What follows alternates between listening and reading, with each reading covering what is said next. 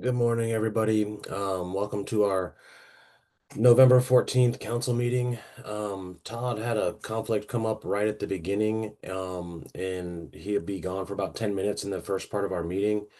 We're still lacking a little bit of a quorum at the moment. So I'm going to give it some time till we can establish quorum, and then we'll do roll call, and then we'll be looking for a chair pro tem to occupy that position until Todd's available here a little bit down the road.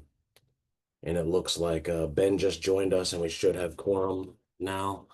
Um, Annette, could you do a roll call for me? Todd Bayrether.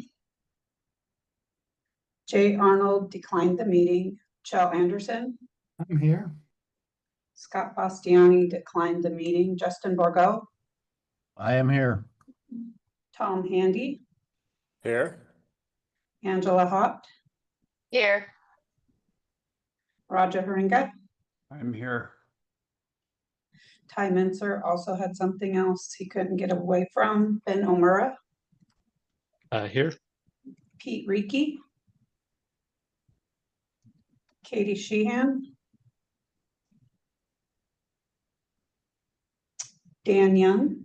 Here. Tom Young. Here. Sorry, my thing's not calculating, so Pete Riki is online with us now as well. we do have a quorum even before Yes. that. So yep. Sorry, I'm here too. Okay. Oh, Katie. thank you, Katie. Sorry for being late. That is okay. Well, So since Jay wasn't available for the meeting and Todd is indisposed for a couple minutes, do we have any volunteers to run as chair pro tem for the first couple minutes of the meeting? I can do that. All right, thank you, Chell. Could we get a motion to appoint Chair or Chell as chair pro tem? so So moved. Oh, Second.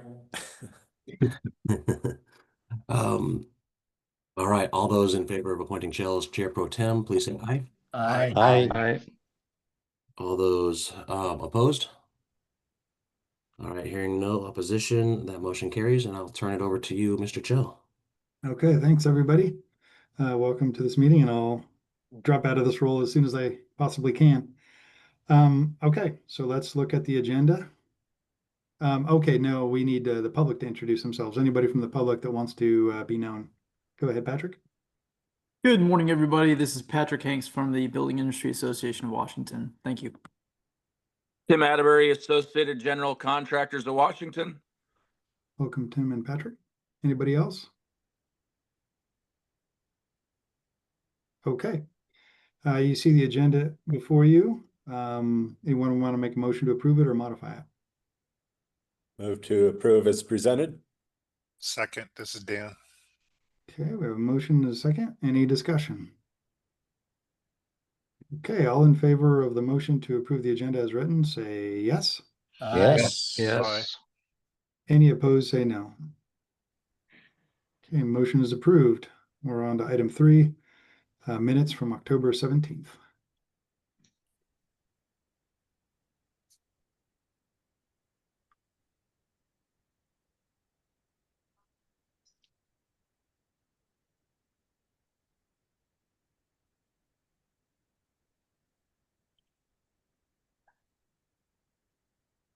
All right, anyone want to make a motion?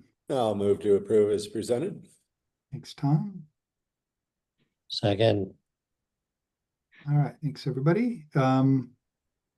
Okay, is there a discussion?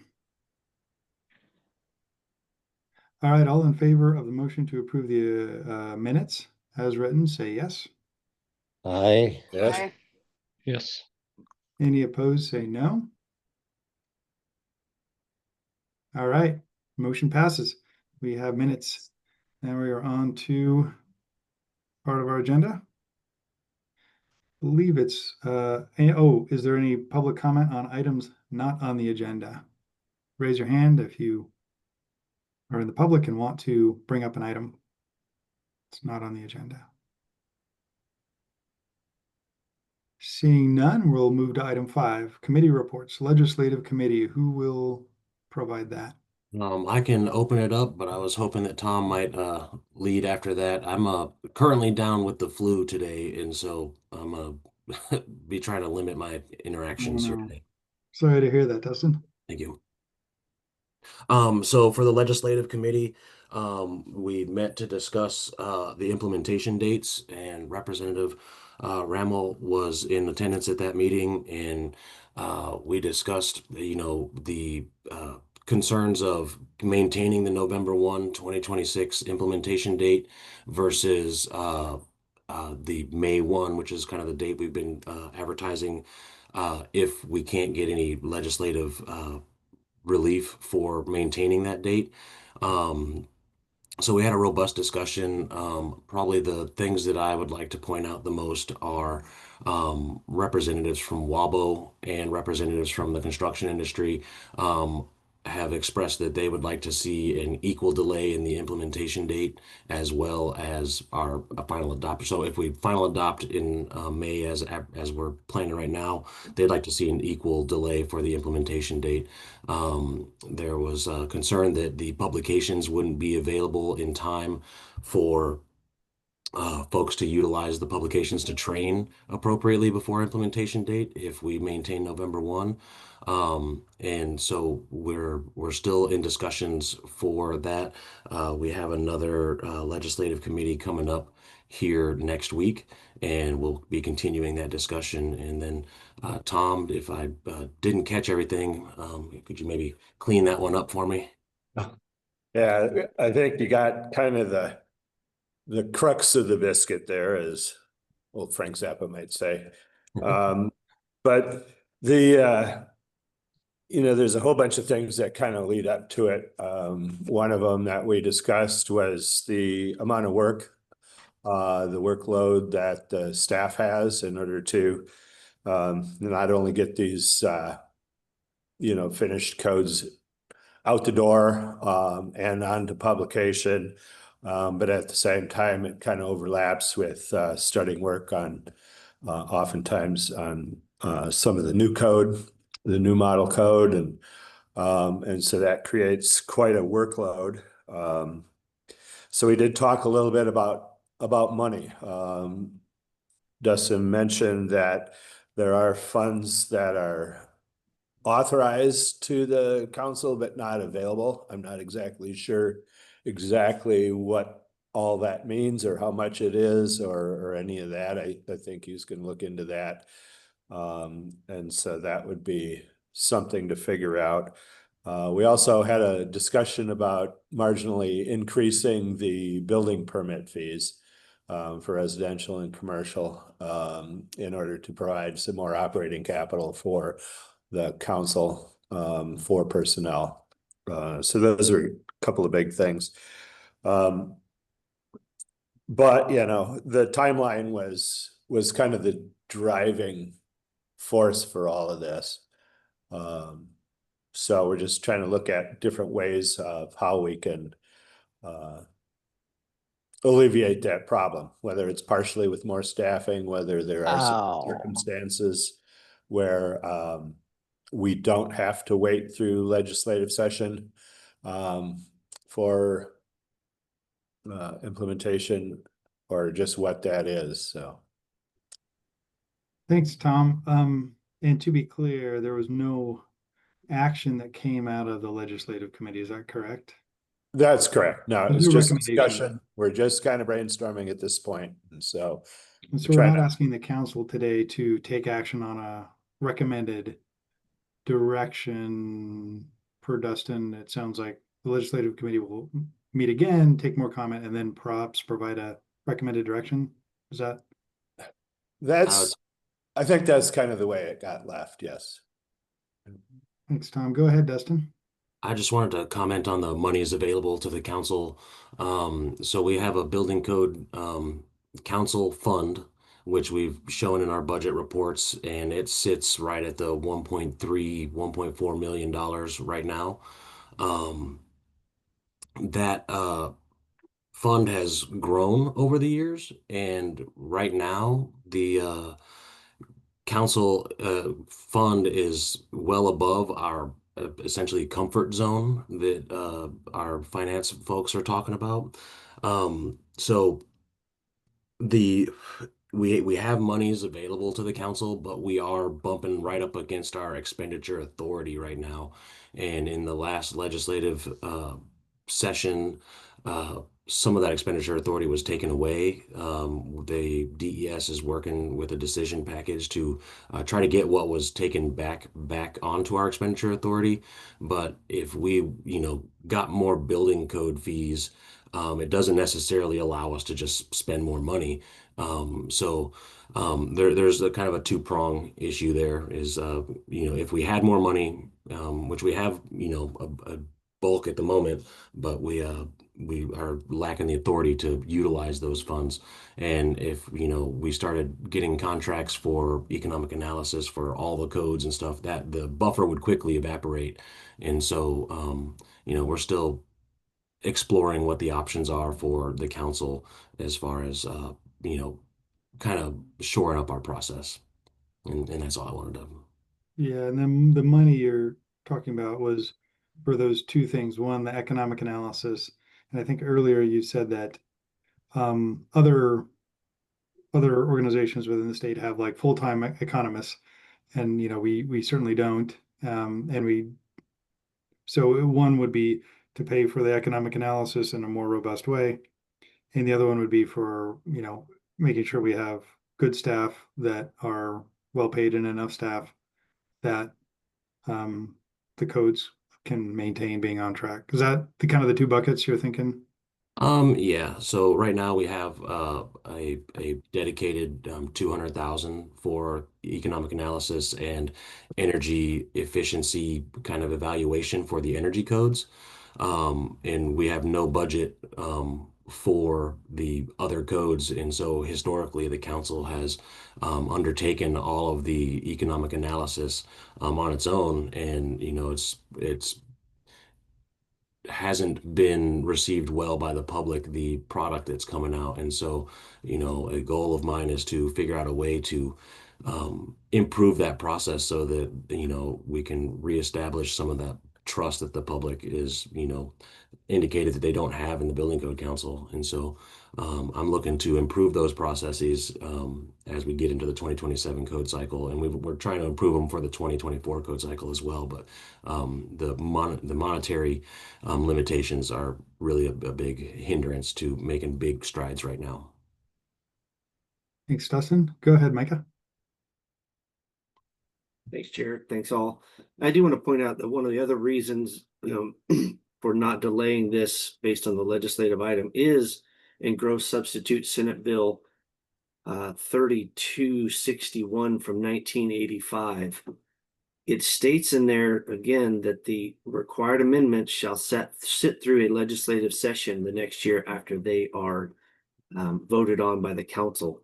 So if we don't, or if we push to not have it sit through legislative session, that's upending 40 years of legal precedence. Thanks. Thanks, Micah. Go ahead, Angela.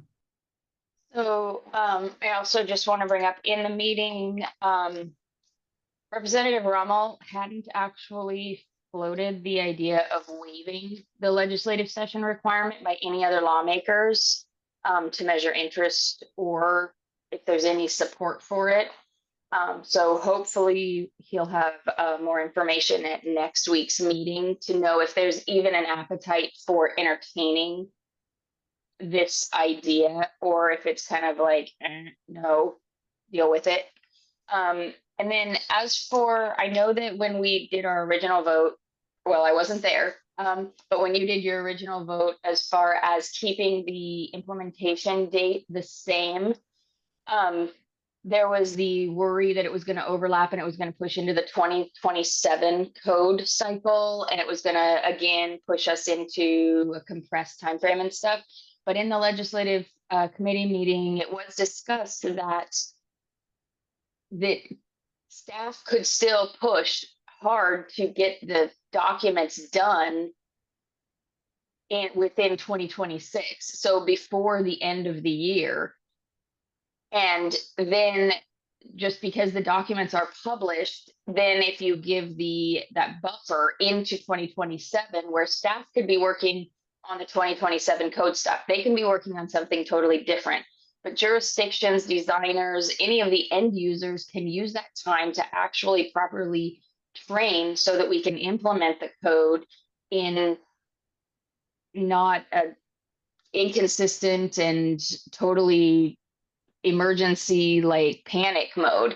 So I would just like that to be kept in mind for later on if we have more discussions on that just because we want more time into the next year for training and things, that doesn't take SBCC staff time.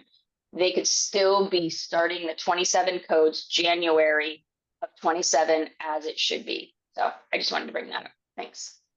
So I'd like to respond real quick to that first piece here with the other legislators. Dustin, do you know if any of the others that are on the ex officios on the council are planning on attending that next ledge meeting or not?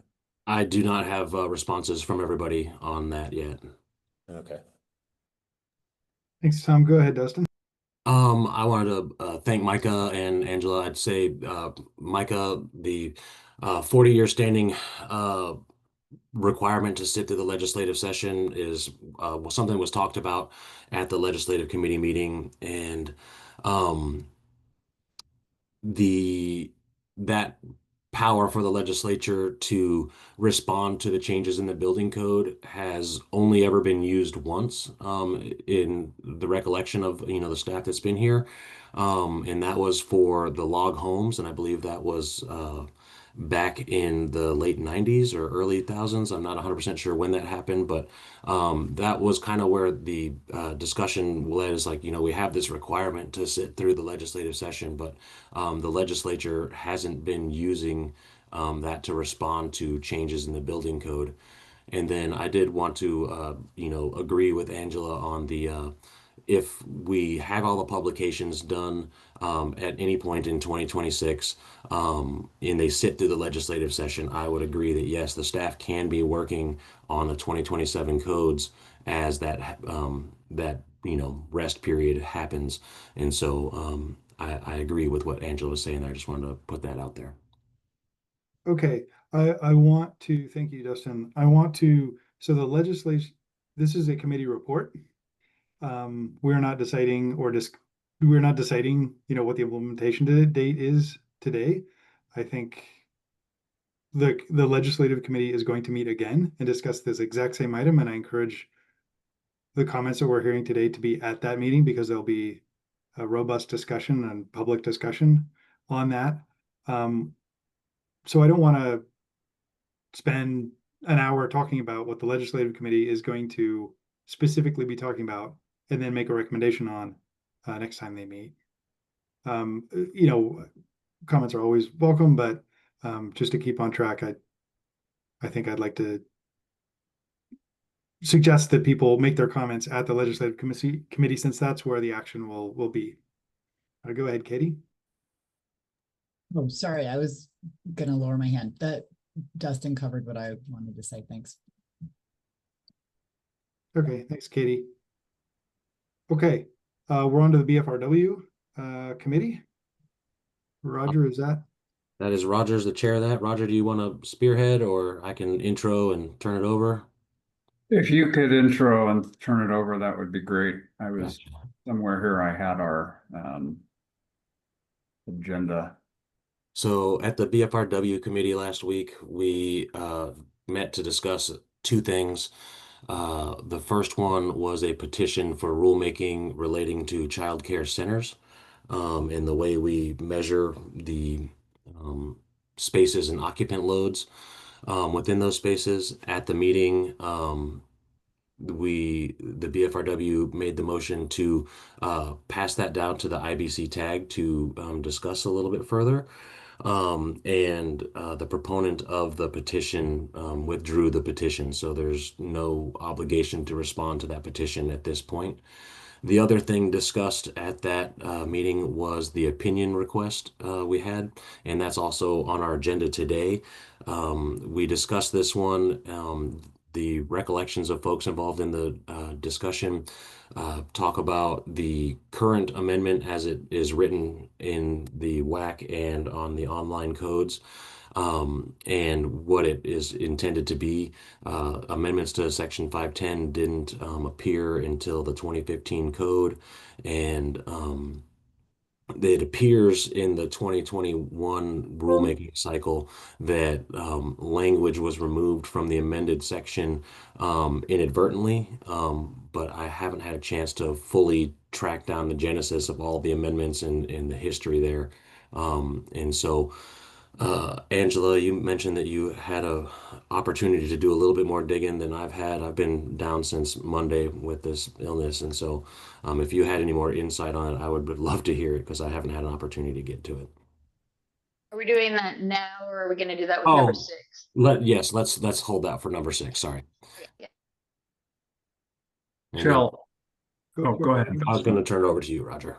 Yeah, I was going to say the only that covers what we discussed, and my only I will add a editorial comment about RCW 1927-600, which is the cause of the confusion about childcare centers, and it's an example of a legislative, basically RCW 1927-600 requires the State Building Code Council to modify or change or specify how we calculate occupant load, which is something that is a code, is specific code language. The challenge is it really creates a conflict with when you are putting a child care center into an existing building. Does it apply to that? Are you now all of a sudden going to, if you're going to put a child care center into an existing building, because of the way 1927-600 is worded, would that kick you into needing to completely fully sprinkle an existing building that is not sprinkled?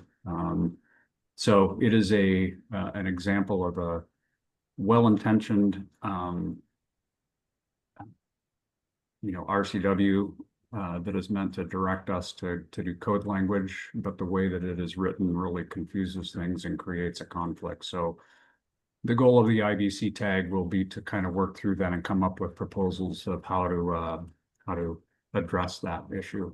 So just a little added editorial comment.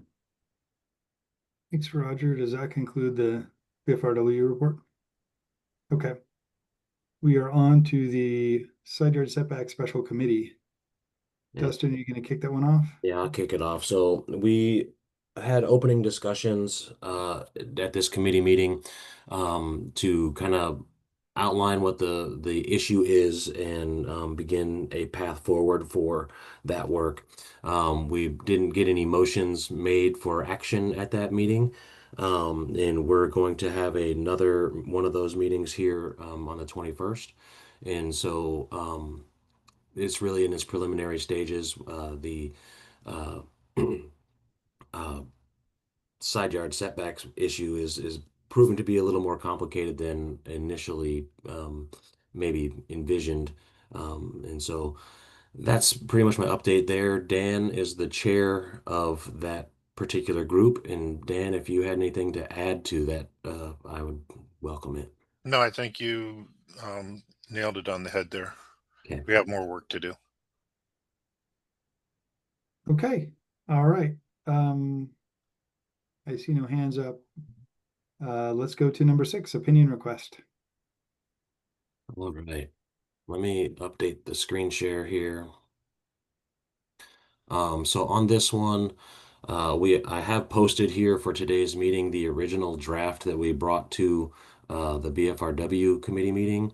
I was, at that time, not sick all week and was supposed to get some more research done on the genesis of amendments to IBC section 510.2.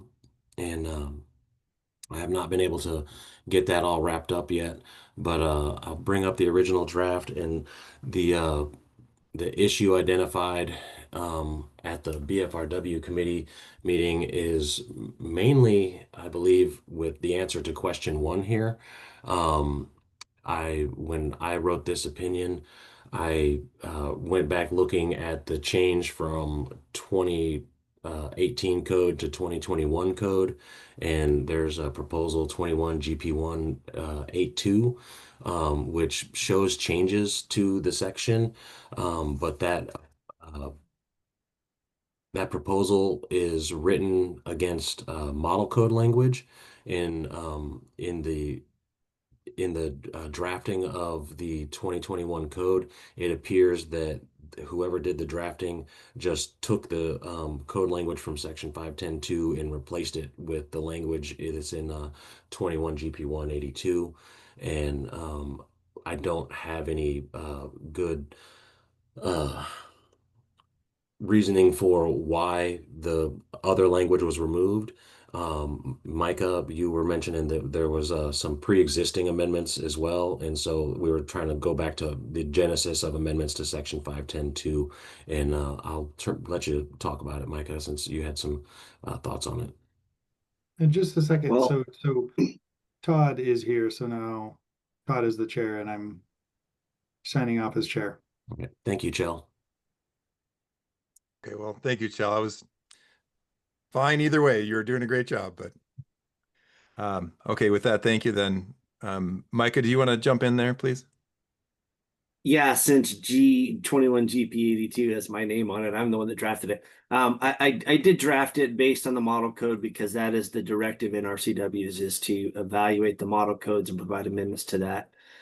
This is, I guess my initial would be that the answer is not correct. We did not modify the Washington State Amendment, so it was a correlation issue that maybe needed to occur. I know Angela went back and found that the I1C2 was part of that allowance for this structure to be above the horizontal assembly, not the structure, the occupancy to be above the horizontal assembly. But I didn't modify that in that proposal. This was an early adoption item that clarified that section, but it didn't modify the Washington Amendment. It modified the model code.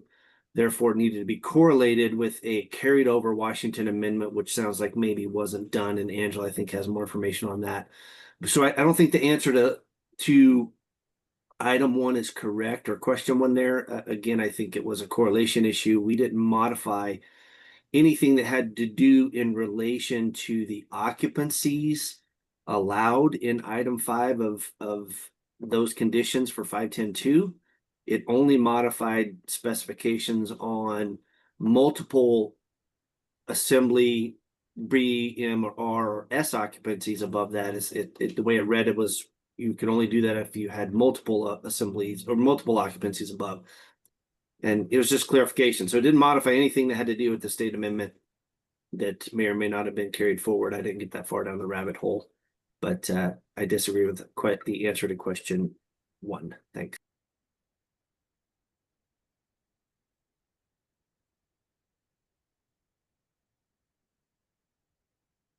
So Micah, are you saying so it sounds like there was an unintentionality to the final code language. Is that, you're agreeing with that, Micah?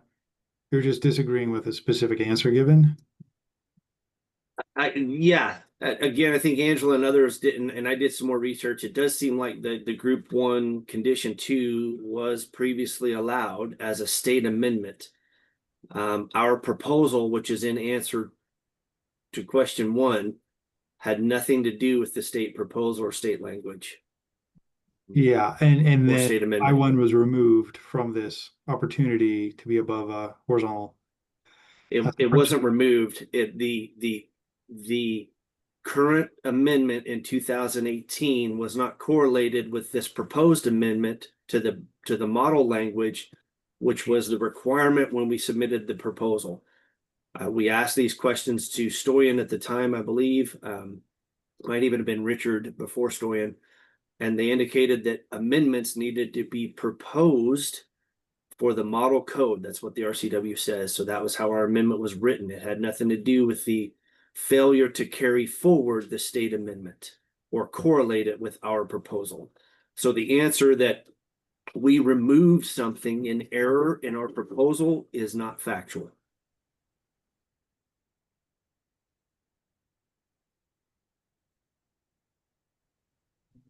If you wanted to pull up that proposal, it's linked in the item there. If Dustin wanted to pull it up, you'll see the proposal.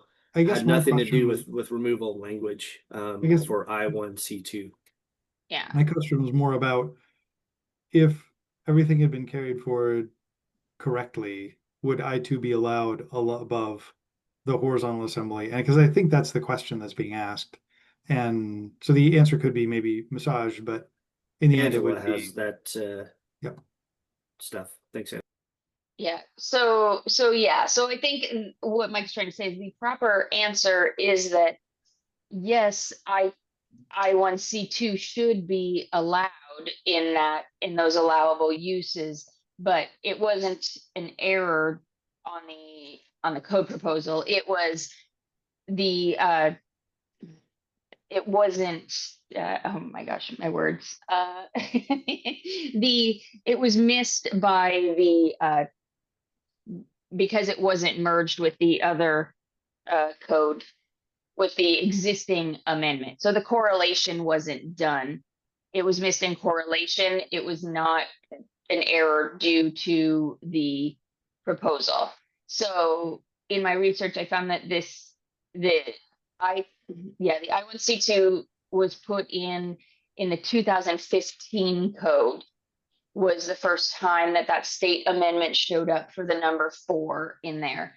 And then it was carried into the 18, and then now it should have been in the 21, because there was nothing in the 21 that showed that state amendment wasn't carried forward.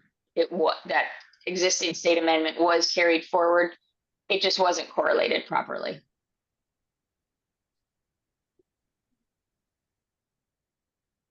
You're on mute, Todd. Muted, Todd. Well, it was really good. But okay, so what I'm hearing is Micah, because you were involved and your memory was, it's really an inconsistency with what you were amending in the petition.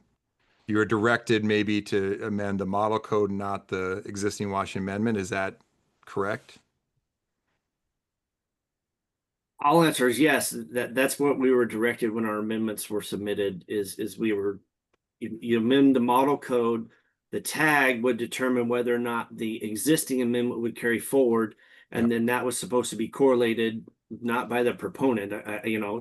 Our proposals came in much after the tag meetings occurred on whether or not we're carrying significant or carrying amendments forward. So again, it's just a correlation issue. We're not saying it's not allowed. I just think you need to edit the answer to question 1 on how it got to where it is. Another way to say that it was not the intent to your memory when this petition was submitted to change that I2 in the existing Washington Amendment.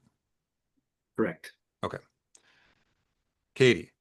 Yeah, you guys covered it again. That was when I read it, I was like, this doesn't answer the question, because it says, was it intentional? The answer is no. But and then we kind of say why, which I think is important, but I don't it feels like it's maybe just a simple no. And I was kind of wondering, like, is this considered errata, or is it just a is correlation a correlation issue considered errata? And if so, is that what we would say, or could we fix it? That's a great question. I had the same one, Katie, of whether that's going to be errata. If it is, again, I don't know if we could answer it in opinion. I was going to bring the same topic up. I think that would have to go through an errors and omissions rulemaking process, which we can only do like what, halfway through the, so I don't know when that is, but it might be something to add to the to-do list, unfortunately. In the 21 code. Yeah. In addition to the 24. Yeah. Here we are again. Okay. Roger. Yeah, I have a suggestion, although related to the last topic. my personal opinion, let's make sure the 2024 code is reflected correctly, because we are in the process of finalizing that, number one.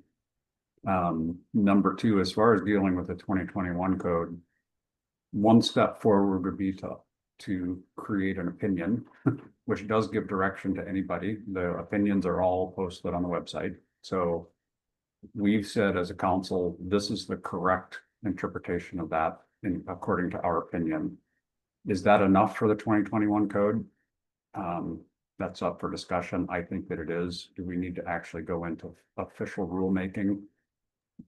In my mind, the only way to do that, or the only reason to do that, would be to, from a legal perspective, make it more legally defensible. But I think that having an opinion from the council that clearly states what the issue, what the end result should be sufficient. So again, personal opinion. My suggestion, I'm looking at the answer on the opinion. And I think, so my suggestion is, can we start getting to an edit of the answer that we can agree upon? And I believe the answer to question one is, and correct me if I'm wrong, anybody, but the challenge is, it's not the last four words should be modified. The occupancies was not correlated properly. Isn't that a more appropriate response to that? And then give direction that specifically group I2, condition 2, assisted living should be an allowable occupancy above the horizontal. So just very specifically state what it should, clearly state exactly what the answer should be. And I think that is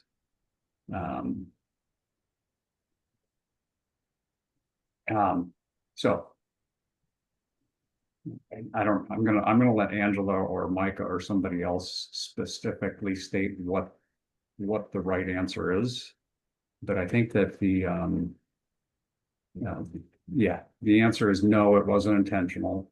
The occupancy was not correlated properly. Here's what the answer should be, is that group I1 condition 2 assisted living facilities are allowed above the horizontal assembly. So Micah, go ahead and file. I'm sorry, Todd. No, you're fine. Micah, go ahead and correct me. I'm just trying to get to an answer that is, I think we talked about it. We agree the answer should be no, just wasn't correlated right. Let's get to an answer that works right. I appreciate it, Roger. I wasn't going to speak to your language. I honestly don't believe that. I'll speak actually in disagreement that this should be an opinion. I don't think we would do this for other areas that aren't in a WAC. In other words, this doesn't exist. I think we need to go back and have the history provided on the proposal when I1C2 was included into this list and why, and see what the vote was on that. And again, I think this is why it comes back to rulemaking. Maybe the tag didn't include this. And Angela, I don't know if you have that answer, if the tag included this amendment to move forward into the 2021 or not. I don't know if we have that answer yet. So I don't know if we can provide, I don't know if the SBCC can provide opinions on code language that technically doesn't exist. It previously existed, and maybe that's fine. You could provide your opinion there. But again, we would be coming to, or the SBCC would be coming to a conclusion on language that previously existed, and we don't have an answer on whether or not the tag moved that change forward or not. Are you talking about the 2021 amendments? Is that what you're saying, is we don't know if the tag moved that? Yeah, did you find that answer? I didn't have time to research that answer. Dustin said he has not as of yet. So I don't even know if we have the correct answer that it should be there. Okay, elements with a, okay.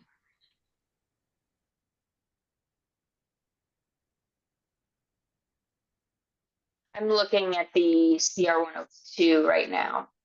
Do you want Chell to go while we're looking that up? Okay, Chell, go ahead. Yeah, I was gonna do some suggest something a bit like what Roger did, but then I was gonna say something like the code council sees no reason why I2 condition 2 should not be allowed above a horizontal separation, because we don't actually have a code language we can stand on that says it is allowed. But I think we can say that if it was inadvertently removed, we don't see a reason why it shouldn't be allowed. I think that's better, because we've run into opinions before and we're like, yeah, it should say this, but it doesn't. The code, if the code doesn't say something, we can't agree with something that doesn't exist in the code. And this, what it sounds like to me, is doesn't actually exist in the code, but used to exist in the code and was inadvertently removed. So that's why I would suggest that language in front of it.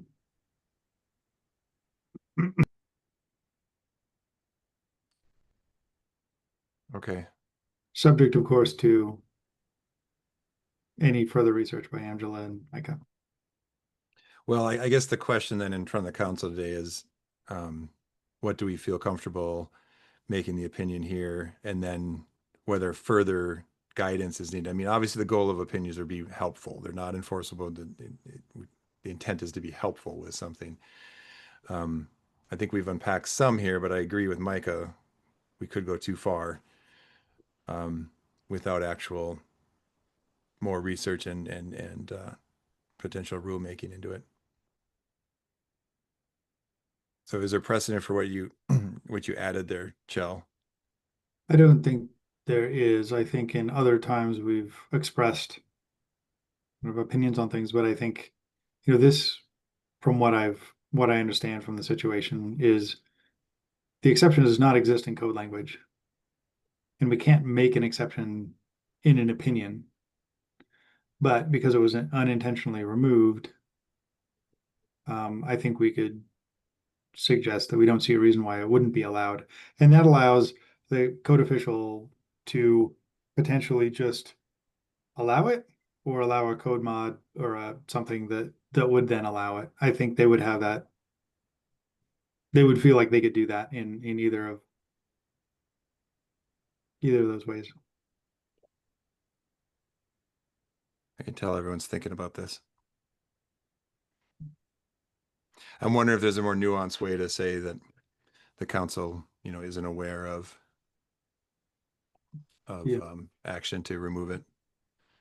Be a little more factual about it, but imply that it needs some research.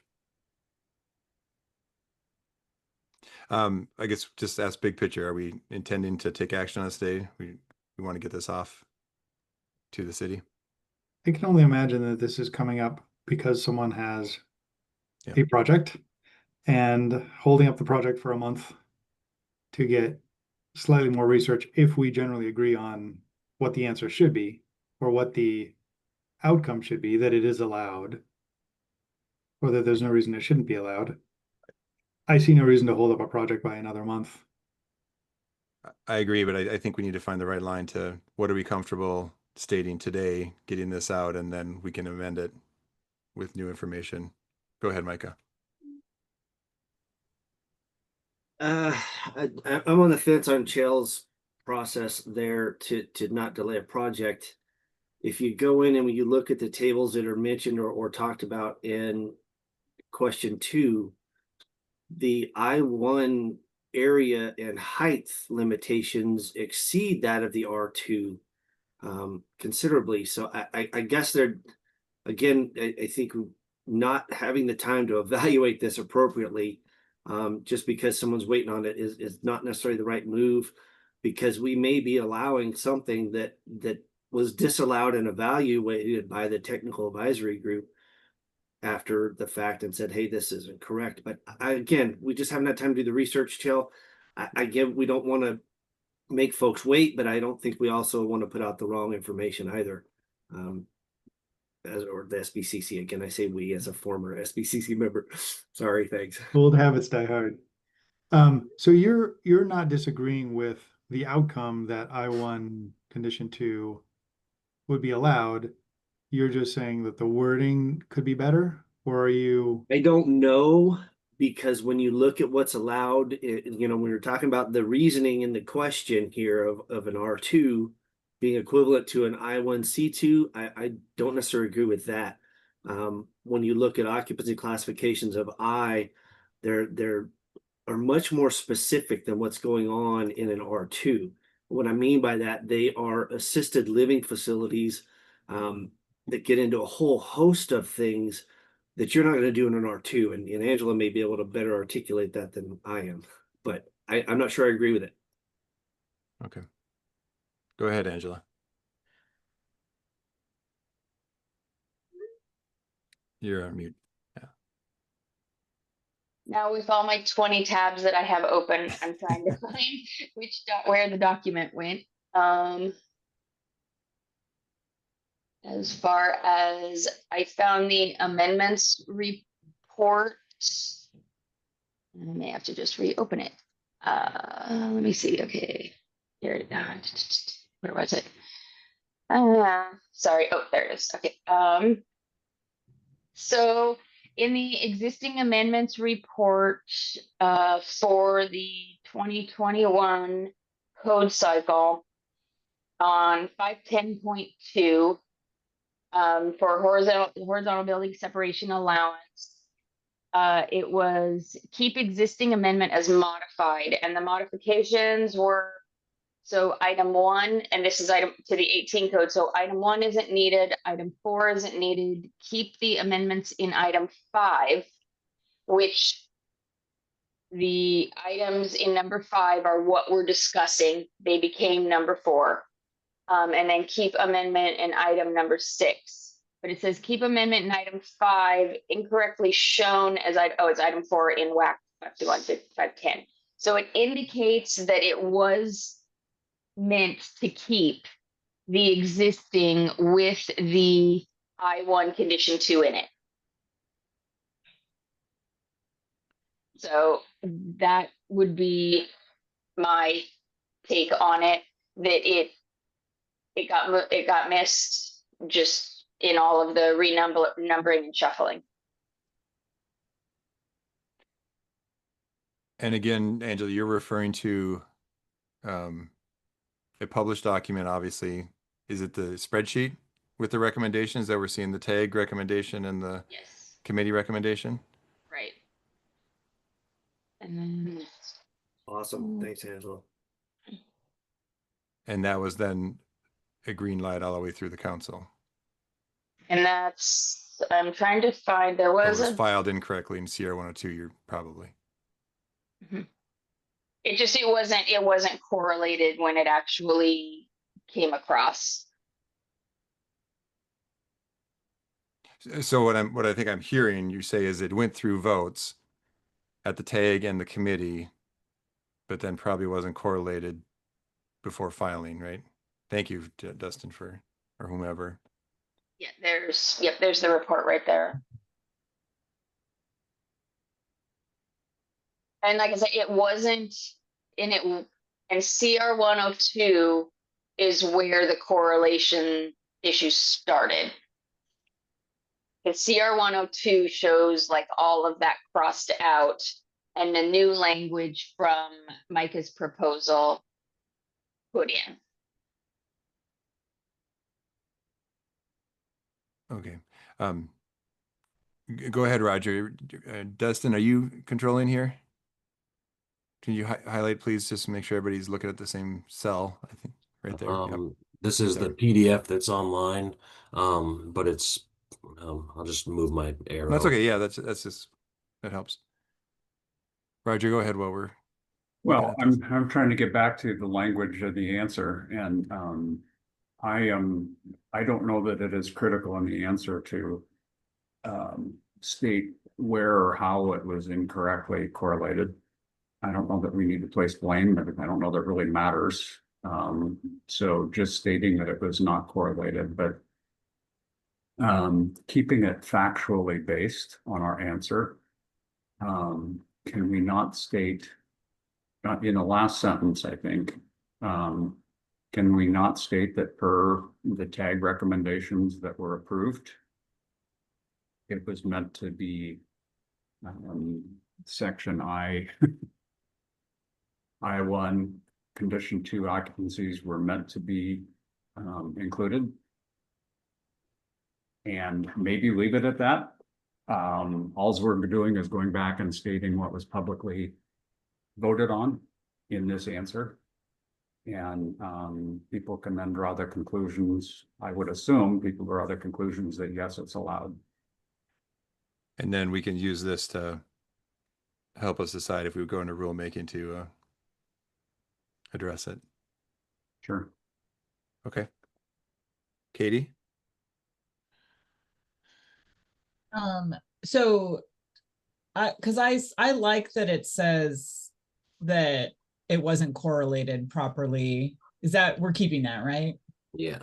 Okay, all right. Because I do think that it helps to sort of just explain that, and then indicates that, you know, maybe we'll fix it hopefully when it's time. I agree. It documents this work that the committee and that this council is doing right now on this, identifying this issue, and that gives us something to spring off of to what next.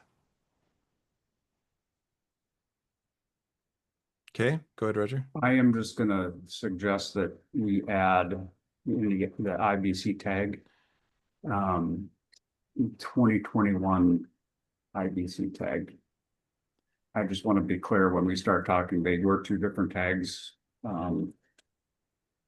want to, yeah, thank you. I'm a little uncomfortable with that last sentence in there. I don't know how others feel.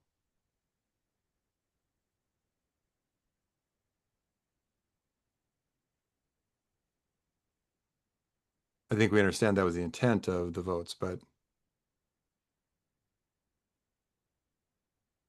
okay, not hearing any opposition. Can you just say that the intent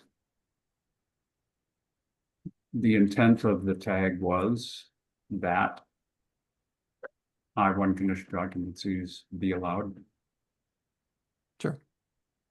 Maybe the intent to the council, because ultimately the tag has no authority. Sure. And get rid of the should word, I think, after occupancies. The intent of the council was that, or is that, was that, I think. I think, yeah.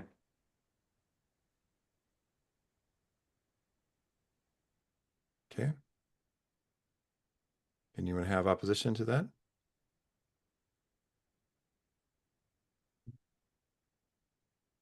Okay. We can still think about it. Should we move on to question 2 then? Sure. So question 2 was posed as a if that language was not removed in error, can they utilize the values in tables 5043 and 5044 to address the height and story requirements for the building that's being proposed? And by my reading of those tables, the proposition here is in alignment with those requirements of those tables. So just a simple yes answer for that one.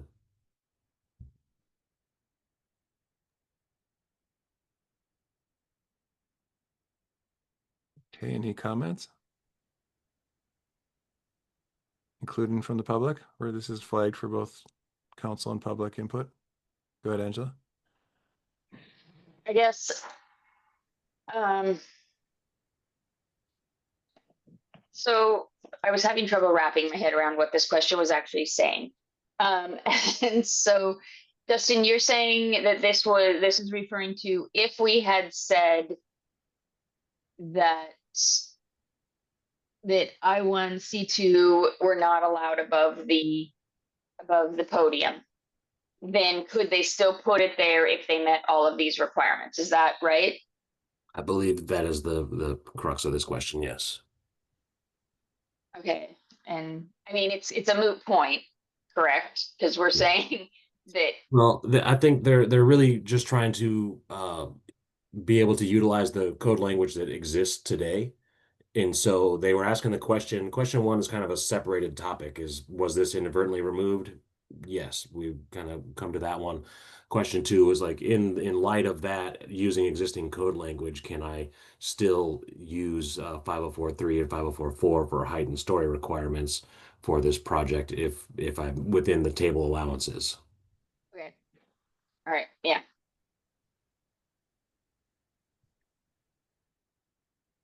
Good question. Everyone else understand? Okay, are we there? We also have the asker of this opinion online today. Crystal, does this question and answer stuff, is this solving the issue that you were trying to seek an answer to?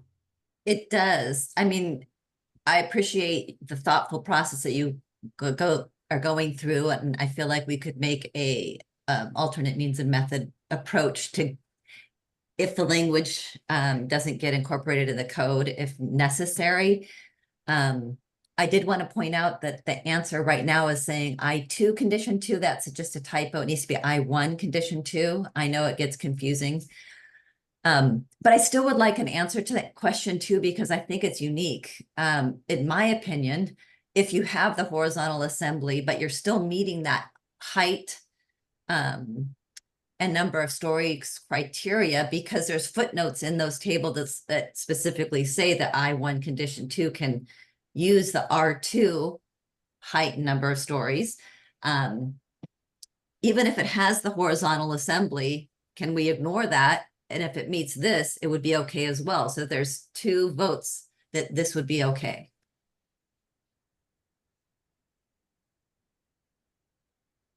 Okay. And I think I caught the I1 condition 2 spot as just in the one location there, just right here. Mm-hmm. Okay. Thank you for pointing that out. Okay, thank you, Crystal. Angela. Just for the record, for question number 1, I found the March 19th, 2021 council meeting is the meeting where they approved the IBC tag amendment report, and that is in there as shown. So just so we have that as to where it was actually voted on, that report was voted on by council. So there you go.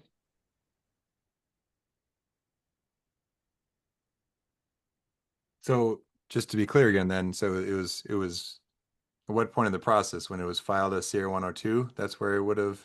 Okay. That's where it got missed. Yeah, that's where it didn't get correlated. So the CR 102 report came out and didn't include the existing state amendment. Okay. It just missed that amendment. Yeah. Okay. I think we unpacked something today. Anything else? Are we ready for a motion on this? Go ahead, Micah. One last question for Crystal. You are specifying or indicating this would be a sprinkler building, correct? Oh, of course. Non-sprinkler and sprinkler would have different allowable heights for the I1, C2, and R occupancies. Okay, thank you. Yes, fully sprinklered. Appreciate that. Okay, go ahead, Tom. Yeah, I'll move that we accept the answers as presented on the answer sheet right now. Thank you. Second. Second by Angela. Okay, any other council deliberation? Let's try a voice vote. All those in favor signify by saying aye. Aye. Any opposed? Okay, with that vote, then this opinion is adopted. Okay, thank you, everyone. Can I ask the council for a motion to include the updated language in our CR 102 document for 2024? Oh, So moved. okay. Angela, for a second? Second. Second by Tom. Any deliberation on that? Okay, voice vote. All those in favor signify by saying aye. Aye. Aye. Any opposed? Okay, with that vote, then that will move into the 2024 rulemaking process. Okay, anything else? Sure. Okay, we're on, I believe, an agenda to other items, other business. Go ahead, Roger. Two items. Number one is real quick. If I could ask Micah to restate the bill from 1985 that was talked about in the previous item, since we are going to be discussing it, I would like to do some research myself. Dustin, do you want to show us quickly how to get there? Just going from to the RCW and Yeah. please. ESSB 3261. But Roger, you know you can get to it through the RCW, right? I guess I was thinking that you could, but this one's pretty straightforward because it pops up right away.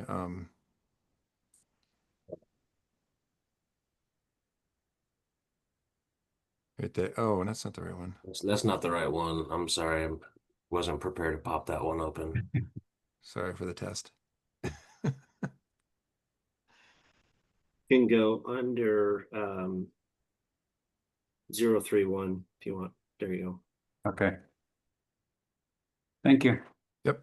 Other item, Todd, it wasn't on the agenda, but we were one of our previous agenda items were committee reports. Yep.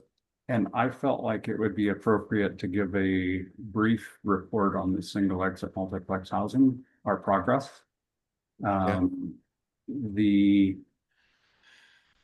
So if we have two items that we are talking about, the single exit. So putting single exit language in the IBC that allows us to go single exit up to 6 stories. There's some other stuff in there. We have, and so for both of these, we have a preliminary document that was proposed that we adopted as the preliminary document. We also have an issues log. So anybody that had questions or concerns about what was in the original one, we put it on an issues log and we, as a tag, talked about it and discussed those issues. For the single exit, we are through our whole issue log. So we've agreed on everything. We are in the process of making sure everything in that document is, or all of the decisions that were made on the issues are incorporated into the document. That document, I don't think it's been posted yet, but we're working on getting that updated and it should be posted soon. The single exit will be discussed again at our tag meeting on December 2nd. And I think it's my hope that at that point, we will be able to pass that document as a tag and forward it on to the full council. The multiplex housing is a little bit farther behind. We have a meeting. Oh, so the multiplex housing, again, for those that don't remember, is to allow multiplex housing up to six units, 3 stories, be built out of the IRC, out of the residential code. Same approach. We have a document that was proposed. We have an issues log that we are going through and discussing. We are, I'm going to say 3/4 of the way through the issue log. We have a meeting on November 18th where it's my hope that we get through the rest of the issues and make decisions. And then we have a meeting on December 16th to, we'll give Dustin and the staff some time to make sure that the document that we have incorporates all of the decisions that we've made in the issue log. December 16th is the meeting scheduled for the IRC. So my hope is that we can approve on the approve on the 16th, both the multiplex housing, and if the single exit drags out a little bit as well. So our hope is that we are done by December 16th. We do have a meeting scheduled for December 30 that would be kind of overflow if needed. So we are hopefully on schedule to get both of those issues approved through the tag and on to the full council by the end of the year.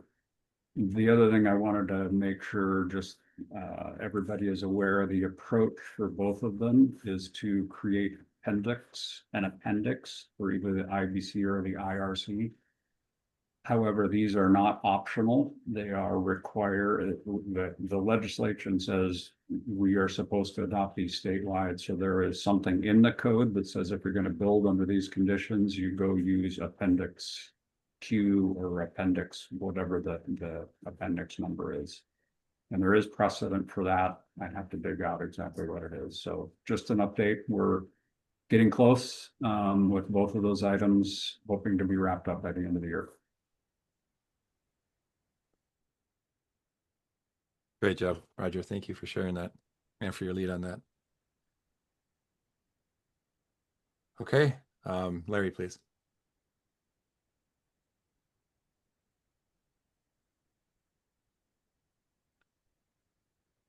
Larry, are you there?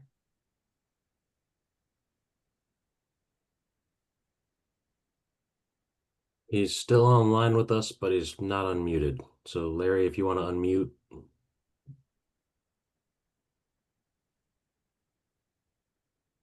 Just give him a second here. Okay. Well, sorry, Larry, if you're having technical difficulties there. I'll share one last thing.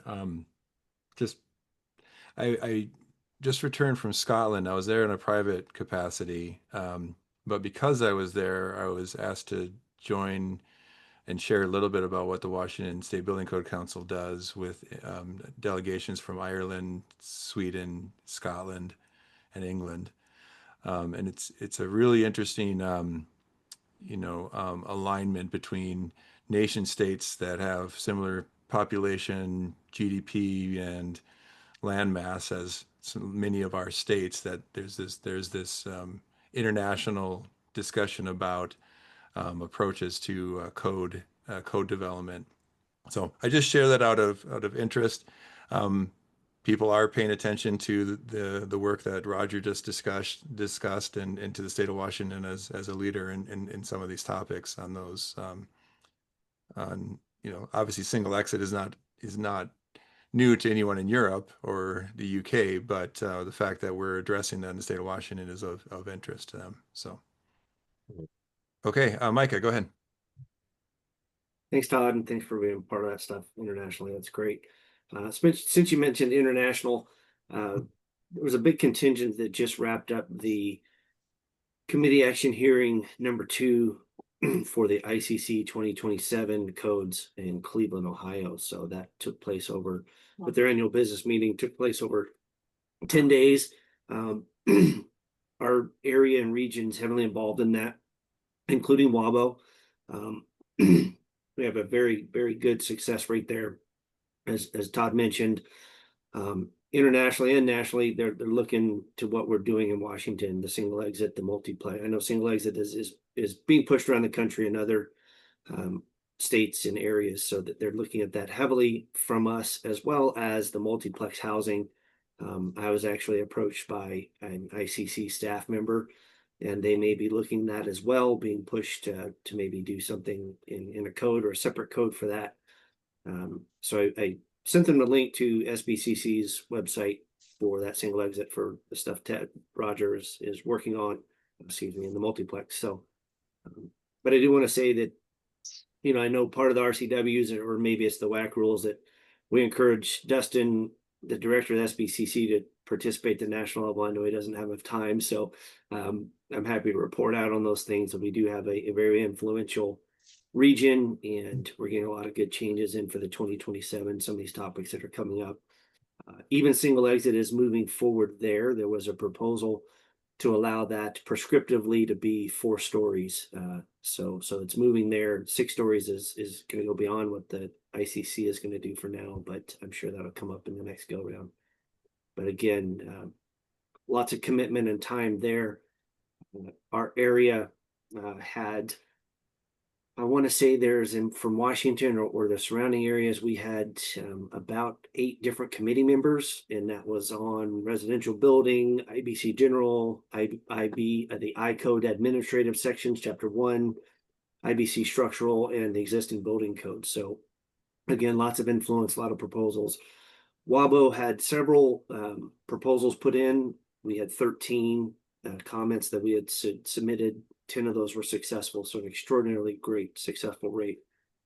And then on top of that, if you aren't aware, we have great representation from the region on the ICC, the International Code Council Board of Directors.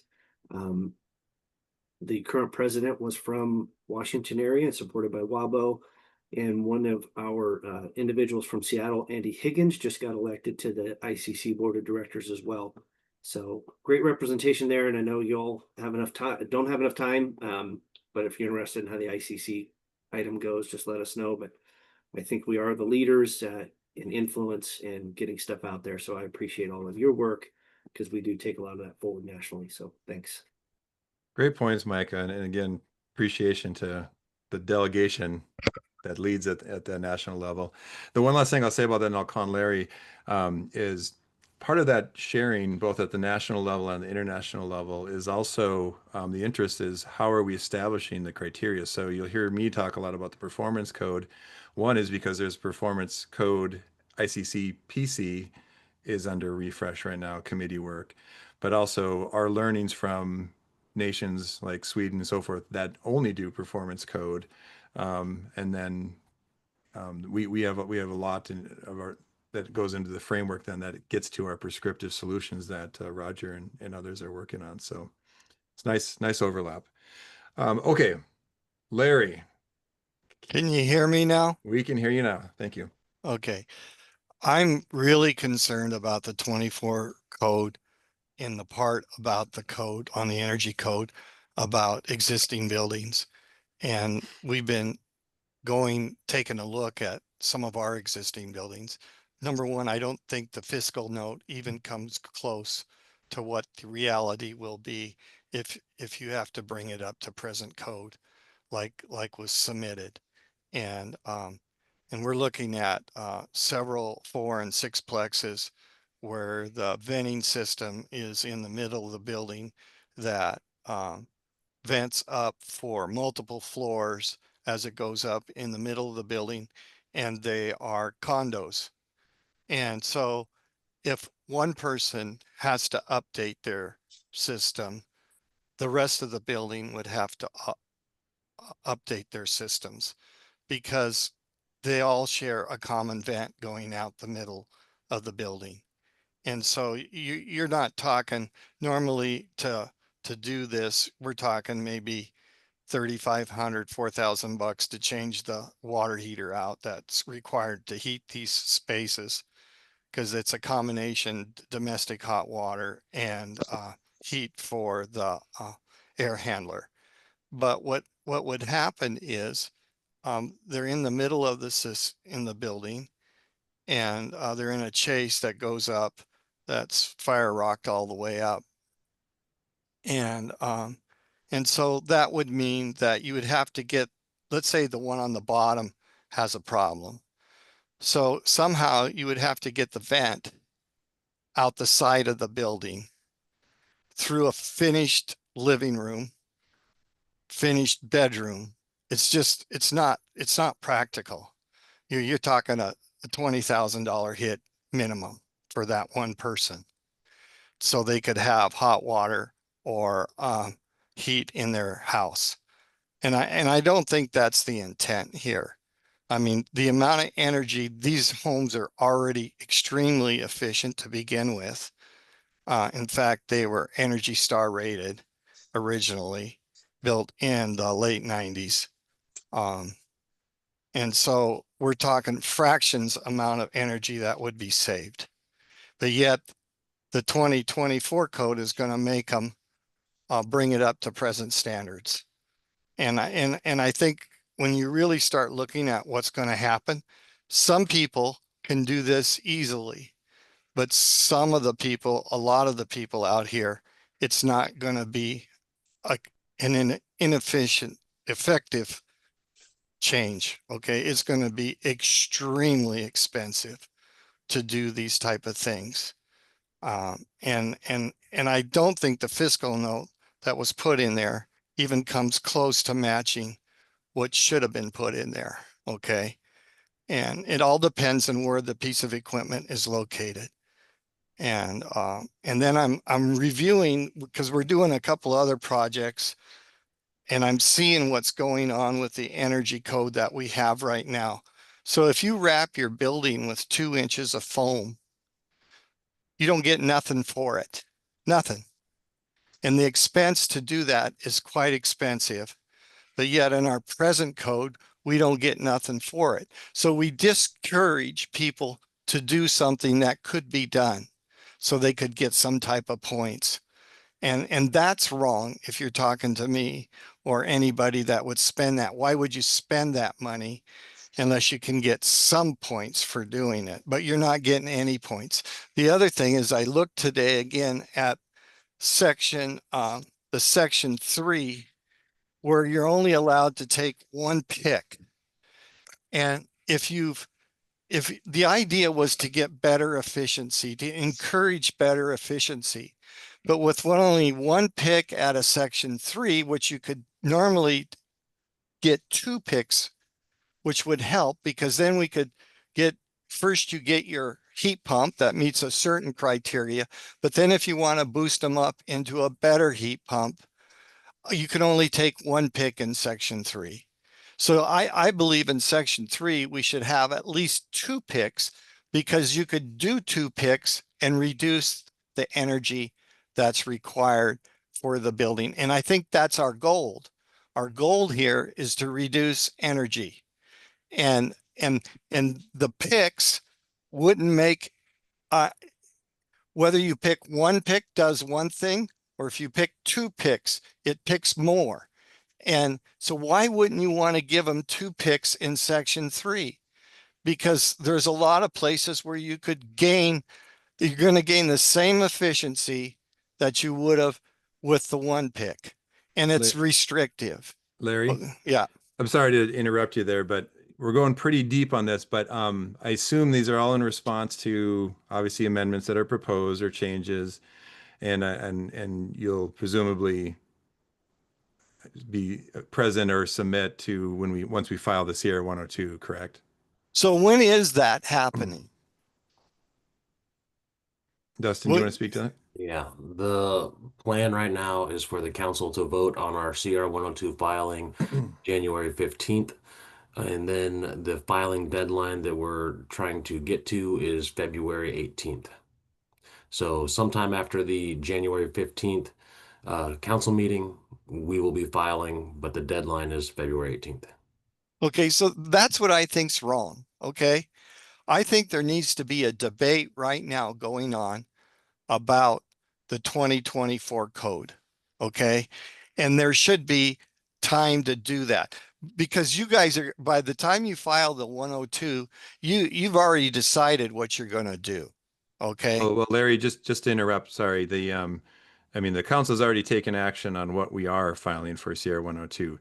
That doesn't obviously mean work can't be done right now with subject matter experts and do development so that we're all collectively prepared to submit, to have that discussion once the CR 102 is filed. So I would encourage you to continue stakeholder engagement. I have advised multiple times, we're not sitting on, no one's sitting on their hands during this time. We're using this time to be prepared for when we have the public forum after filing. Yeah, I haven't even had an opportunity to totally present what I originally presented to the tag, because I got shut down. Okay, well, I mean, I think I would advise that maybe, while this is a other business, I don't think this is probably the right forum today to go this deep into those topics. But I think it's valid to flag them, and thank you for that. And then offline, let's start to strategize on how to properly address it once the CR 102 process starts. Is that okay?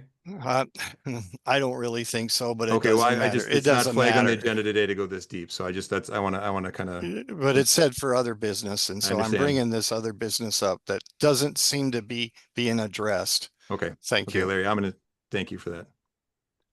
Yeah, okay, any other business we'd like to flag today?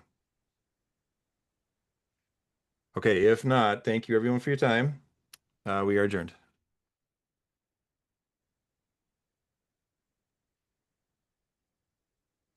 Feel better, Dustin.